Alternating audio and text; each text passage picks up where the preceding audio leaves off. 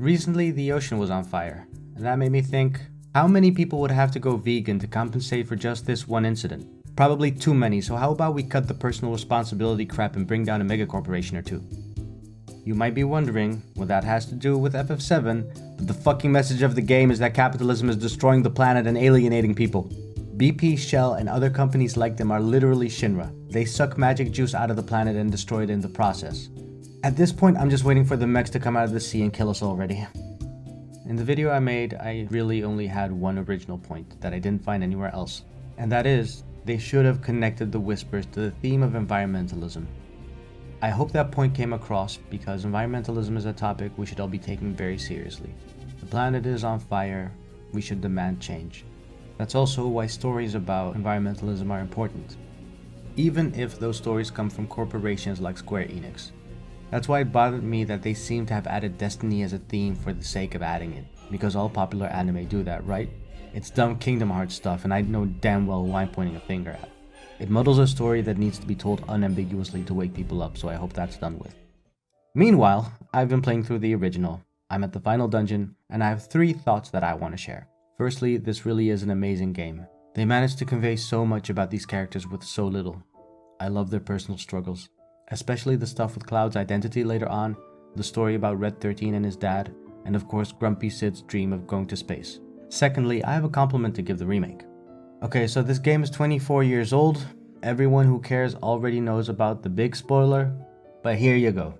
Spoiler warning, whatever, skip ahead 20 seconds or so. 3, 2, 1. Aerith dies about halfway through the original. Towards the end, the crew starts to feel a little hopeless. But when they remember Aerith, her personality inspires them to go on. They all have a few words to say about her. And what stuck out to me is that Tifa recalls that Aerith spoke of the future more than anyone else did. That's what inspires them to be hopeful. And that was subtly worked into Aerith's character in the remake. She talks about the future a lot. At first, some of it came across as more Nomura Destiny crap, but I appreciated it with the added context. Welcome back, spoiler babies! My third and final point. I'm at the final dungeon. I know pretty much everything that happens in the game. And I'm worried about how they're going to space out the other parts of the remake. I get it. Final Fantasy VII is a big game. Bigger than Cloud Sword, and that boy is compensating for something. So, here is my ideal spacing, and what I expect Square Enix to do judging from the pacing of the first game. Spoiler babies can leave again. 3, 2, 1. Ideal. Part 1. Midgar. Part 2. Calm, up to and including Nibelheim. Part 3. Rocket Town, up until the crater. Part 4. Escape from Junon, up until the end. Now here's what I expect Square Enix to do. Part 1. Midgar.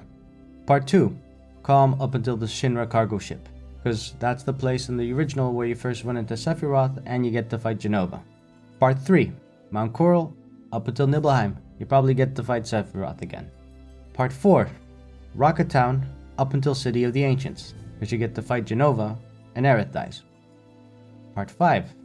The Great Glacier and the Crater. That's where Sephiroth plugs into the livestream. You get to fight Jenova.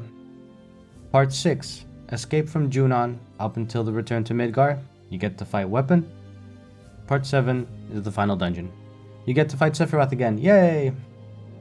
Seriously, at this point I wouldn't put it past them to release Part 7 on the PS7 in 2032, because then you'd have a release every 2 years.